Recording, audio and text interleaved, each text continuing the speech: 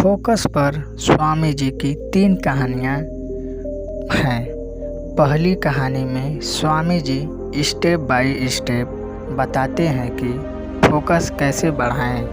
पहली कहानी काम, ध्यान और 5 इंद्रियां हैं। स्वामी विवेकानंद जी यात्रा के दौरान एक आश्रम में ठहरे हुए थे। यह स्वामी जी की नज़र एक युवा विद्यार्थी पर पड़ी। विद्यार्थी काफ़ी देर से संस्कृत के कुछ लोगों का पोस्टर बनाने का प्रयास कर रहा था, लेकिन बार बार गलती होने के कारण उसे सारा काम दोबारा करना पड़ रहा था। कुछ समय पश्चात विद्यार्थी ने स्वामी जी को देखा तो उनको प्रणाम किया और समस्या बताते हुए कहा, स्वामी जी, मैं 2 घंटे से इन श्लोकों को नए पेज पर कॉपी करने का प्रयास कर रहा हूँ, लेकिन हर बार कोई ना कोई गलती हो रही है, जिस कारण मुझे बार बार नए सिरे से शुरू करना पड़ रहा है। स्वामी जी ने कहा, केवल फोकस की कमी के कारण ऐसा होता है कि एक साधारण इंसान 90% पर मानसिक ऊर्जा व्यर्थ कर देता है, इसलिए लगातार गलती करता है कि वही सदा हुआ मन गलती नहीं करता है। Train mind never makes a mistake. Swami ji ने कहा, आप लिखते समय जरूर किसी व्यक्ति और घटना के बारे में सोच रहे हो।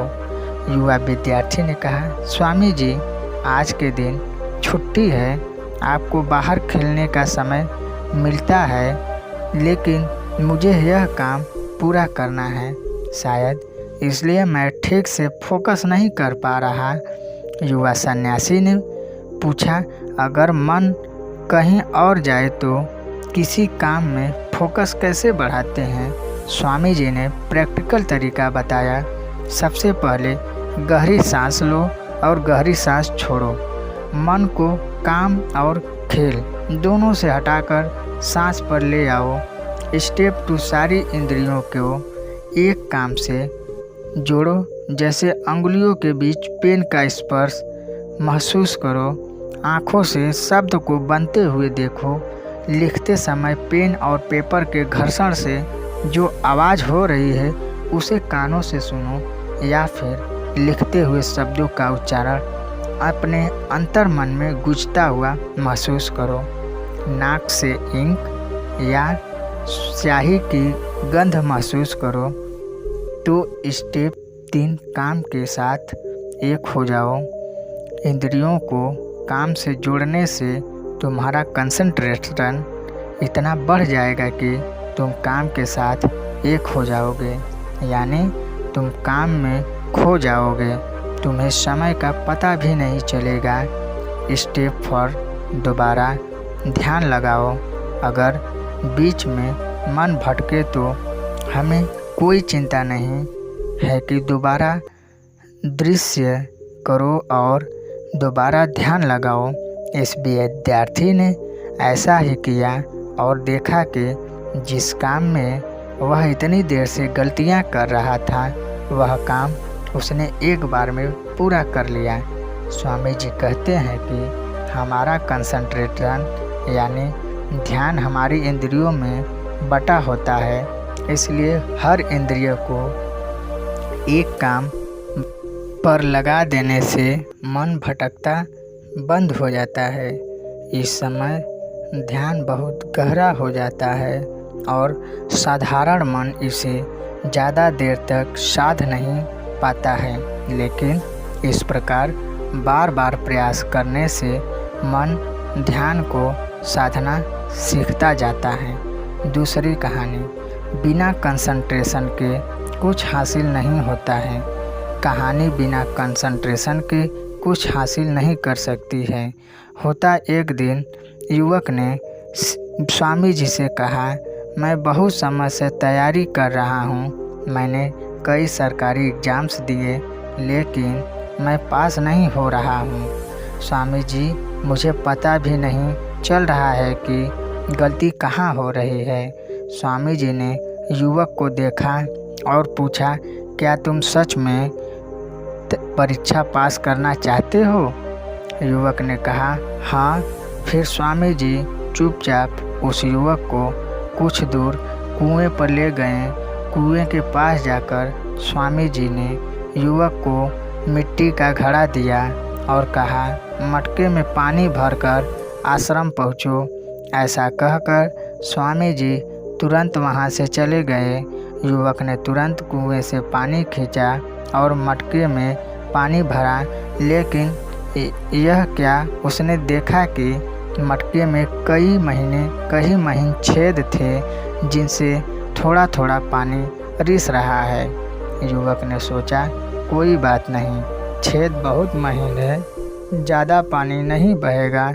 युवक तुरंत दौड़कर स्वामी जी के पास पहुंचा, लेकिन अब तक युवक खुद भी भीग चुका था और मटके में पानी नाम मात्र ही बचा था। यह सब देखकर स्वामी जी मुस्कुरा रहे थे कि डिस्ट्रैक्शन बहुत बड़ी बीमारी है। स्वामी जी कहते हैं कि तुम्हारे साथ भी यही हो रहा है। तुम्हारे मन में विभिन्न विचारों के कई छेद हैं। तुम एक समय में कई सारे विचार सोच रहे हो, जिस कारण लगातार मानसिक ऊर्जा व्यर्थ हो रही हैं। इसलिए मेहनत करते हुए भी तुम्हें कोई परिणाम नहीं मिल रहा है। स्वामी जी ने कहा, ऐसा कोई काम नहीं है जो कंसंट्रेशन के बिना पूरा किया जा सके। अगर कोई कहे कि कुछ काम शारीरिक शक्ति से होते हैं, तो स्वामी जी कहते हैं, याद रखना, शरीर भी मन के आदेश पर ही चलता है। इसलिए सारे काम मानसिक शक्ति से ही संभव होते हैं। अगर लकड़हारा लकड़ी काटते समय कंसंट्रेट ना करे तो वह एक ही जगह पर कुल्हाड़ी नहीं चला पाएगा और खुद को चोट पहुंचा लेगा। इसलिए हर नॉलेज और हर कर्म का मूल तत्व है ध्यान। इसलिए कुछ भी बड़ा हासिल करने के लिए तुम्हें एक जगह ध्यान तो लगाना सीखना ही होगा। जैसी आदत डालोगे वैसा मन होता जाएगा। इसलिए छोटे से छोटा काम भी ध्यान लगा कर करो। ऐसा करने से मन का स्वभाव बदल जाएगा और तुम्हें सफलता जरूर मिलेगी। उस युवक ने कहा, स्वामी जी, जब मैं पढ़ने बैठता हूँ तो मन में बहुत विचार आते हैं। मन में आ रहे विचारों को कैसे छोड़ते हैं? दोस्तों, इसका उत्तर है तीसरी कहानी में, स्वीकारना और छोड़ना सीखो। स्वामी जी ने कहा, तुम्हारा एक और स्टेप है। उन्होंने ग्लास लिया और उसे बिल्कुल ऊपर तक भर दिया और कहा, अब यह गिलास लो, पानी की एक बूंद गिराए बिना हाथ में पकड़ कर रखे रहो। और लड़का बड़ी तत्परता से ग्लास लेकर खड़ा हो गया। आखिर वह अपनी योग तथा स्वामी जी को साबित करना चाहता था। शुरू में सब सही था, पर थोड़ी देर बाद उसके मन में विचार आने लगे कि यह सब करने से क्या होगा, मैं कभी नहीं बदलूँगा। वो लड़का असहज होने लगा। वो कोशिश करता रहा, लेकिन अब शरीर के हल्के से हिलने से बार बार पानी फैल रहा था। स्वामी जी ने कहा, जब तक तुम्हारा मन शांत था तब तक पानी न फैला, लेकिन मन में विचार आते ही पानी फैलने लगा। स्वामी जी ने कहा, जैसे गर्म लोहे पर हथौड़े की चोट पड़ती है तो वो नया आकार ले लेता है, उसी तरह हर एक विचार छोटे हथौड़े जैसा है, जिसकी चोट से इंसान का शरीर, व्यक्तित्व और मन आकार लेता है। यानी तुम्हारी मन ग्लास में पानी की तरह ही है। यह बहुत आसानी से डिस्टर्ब और विचलित हो जाता है। पानी को शांत रखने के लिए तुम्हें अपने मन को शांत रखना होगा। स्वामी जी ने कहा, अब तुम ग्लास को पकड़ो और अपना सारा सांस ध्यान के साथ ले आओ और सांस को पेट में सीने में आता जाता महसूस करो और हाथ में जो दर्द है, जो असहजता है, उसे जाने दो। मन में विचार आ रहे हैं, उन्हें जाने दो। खुद को याद दिलाओ कि तुम मन नहीं हो, बल्कि मन को देख रहे हो। तुम सांस भी नहीं हो, तुम सांस को देख रहे हो। ऐसा याद करने से विचार आकर चले जाएंगे, लेकिन तुम्हें विचलित नहीं कर पाएंगे। थोड़ी देर लड़का वही अभ्यास करता रहा और वो बिना पानी फैलाए कुछ खड़ा रहा। स्वामी जी ने कहा, बस यही अभ्यास अपने काम और पढ़ाई में करना है। इससे मन धीरे धीरे शांत होने लगेगा। फिर कोई भी बड़ी चीज़ हासिल करना मन के लिए स्वाभाविक हो जाएगा। एक समरी है जो सबसे पहले 5 इंद्रियों को एक काम पर लगाओ। स्टेप 1, गहरी सांस लो और ध्यान सांस पर ले आओ। स्टेप 2, सारी इंद्रियों को एक काम से जोड़ो। कान, नाक, स्पर्श, आँख, हर तरह से काम से जुड़ जाओ। स्टेप 3, फ्लो स्टेट में प्रवेश करो। स्टेप 4, कंसंट्रेशन टूट जाए तो दोबारा दृढ़ निश्चय करो। धीरे धीरे मन को हाई कंसंट्रेशन लेवल को साधने का अभ्यास हो जाएगा।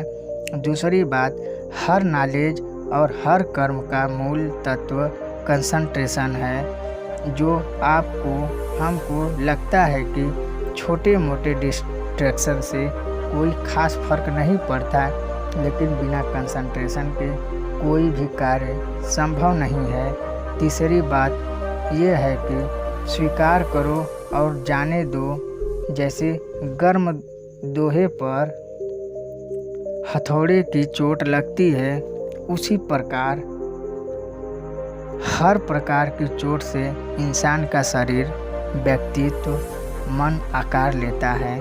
इसलिए अनचाहे विचारों को जाने दो, वरना ध्यान सांस पर रखो।